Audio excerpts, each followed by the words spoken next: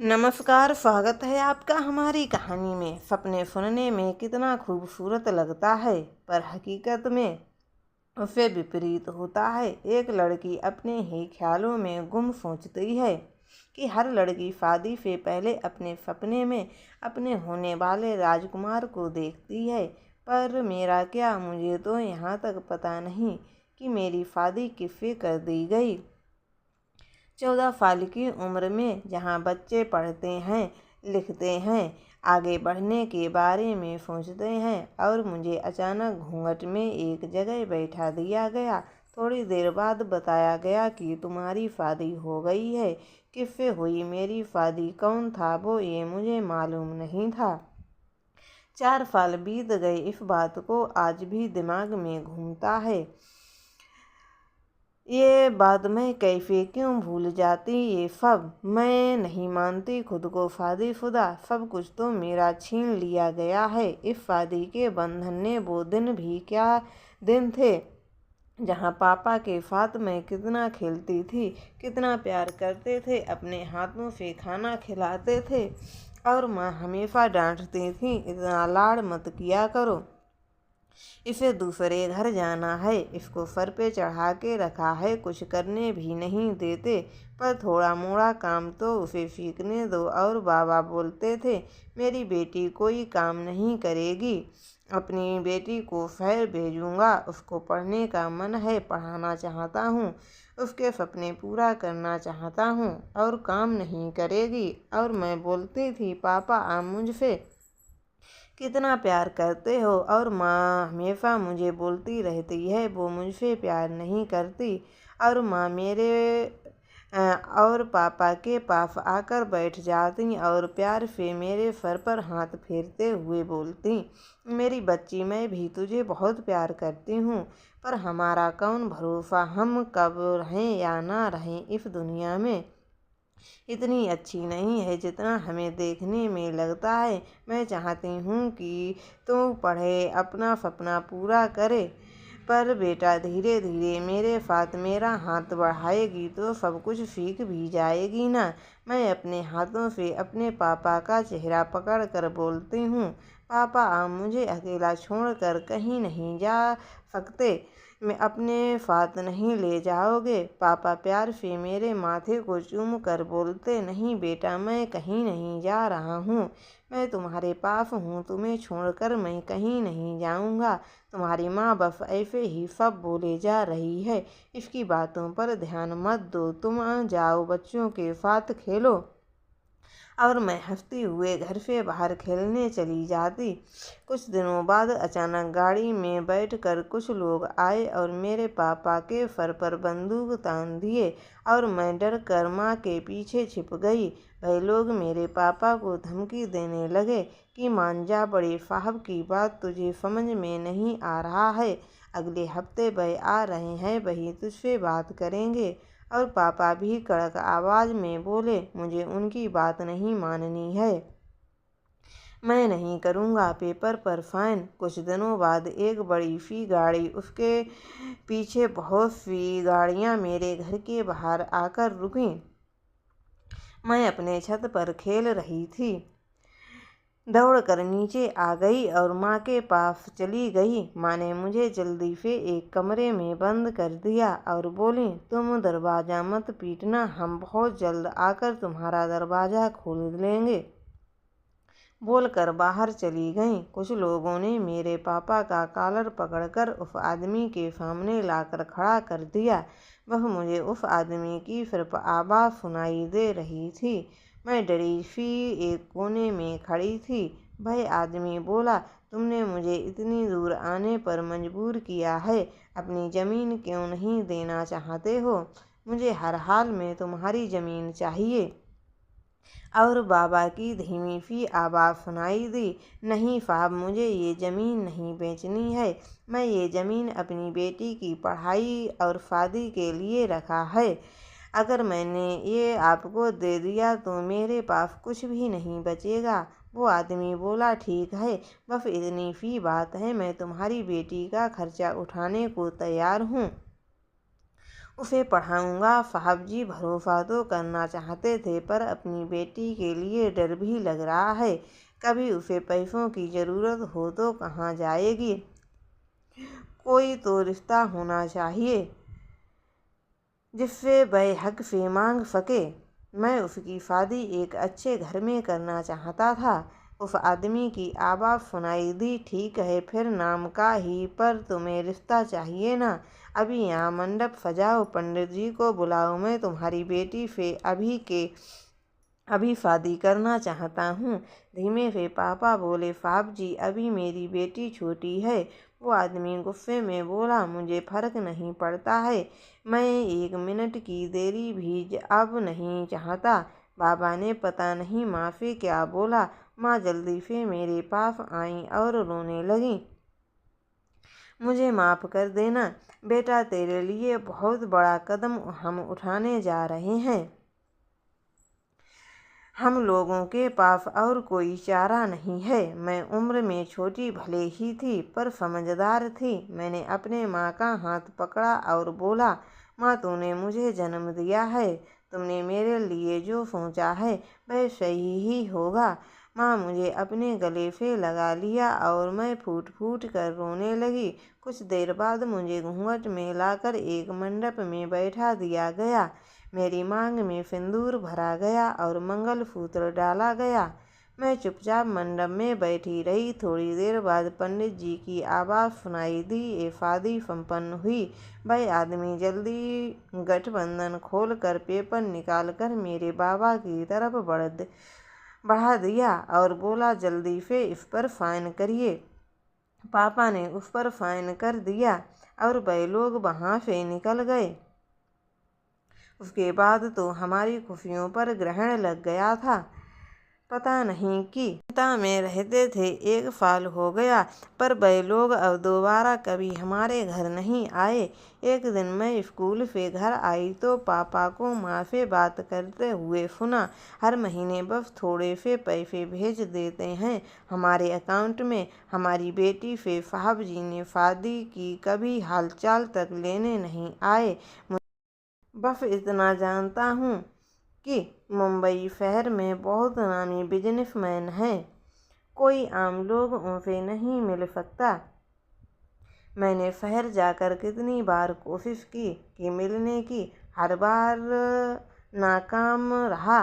मुझे अपनी बेटी की बहुत चिंता है। मैंने कभी ऐसी शादी के बारे में नहीं सुना था जिससे उसे खुशी ना मिले, उसके बारे में कोई ना सोचे।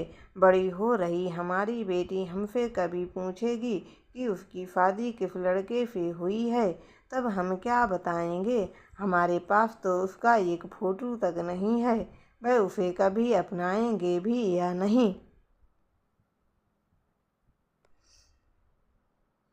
माँ रोते हुए बोली, अगर अपनाना ही होता तो वह एक बार हालचाल तक लेने नहीं आते। 1 साल हो गए, कभी वह लोग हालचाल तक लेने नहीं आए।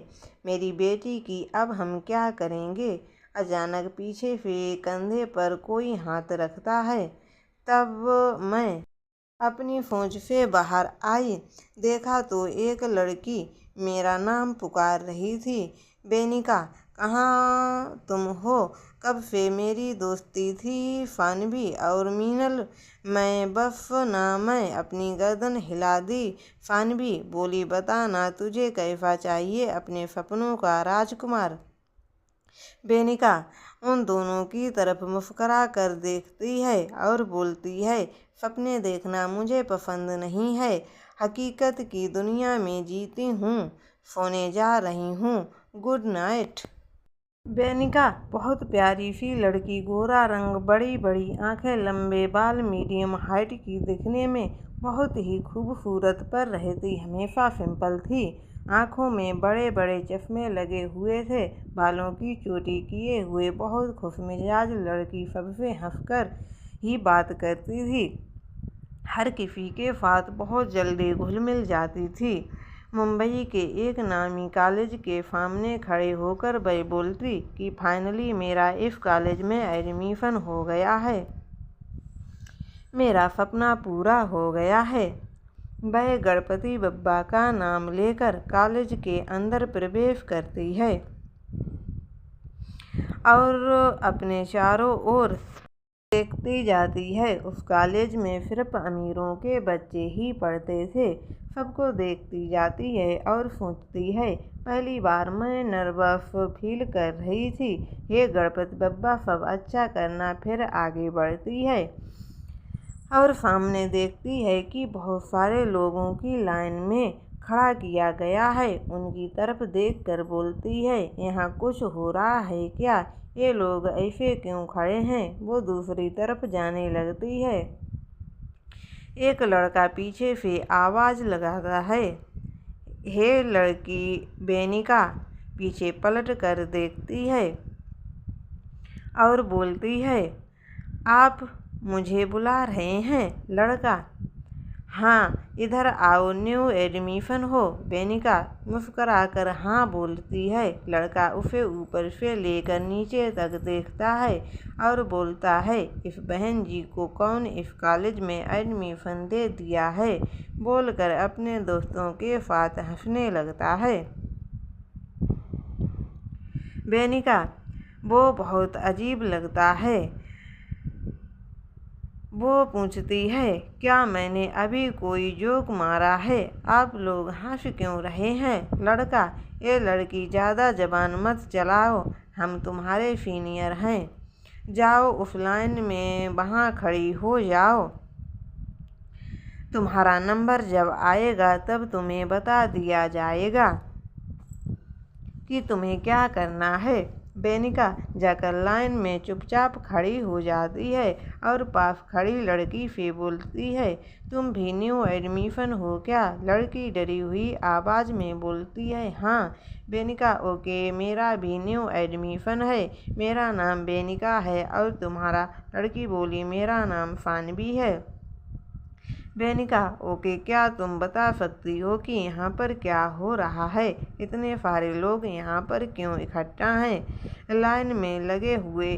सानवी, तुम्हें पता नहीं है, यहाँ पर न्यू में एडमिशन का रैगिंग हो रहा है। बेनिका, ये तो गलत है, रैगिंग करना जुर्म है। मुझे यहाँ नहीं खड़ा होना, मैं जा रही हूँ क्लास में। तुम भी चलो मेरे साथ। सानवी, तुम्हें जाना है तो तुम जाओ, मैं जाऊंगी नहीं। लोग हमारे सीनियर हैं, अगर हम यहाँ से चले जाएंगे तो ये हमें दोबारा यहाँ खड़े करेंगे और हमारी इंसल्ट करेंगे।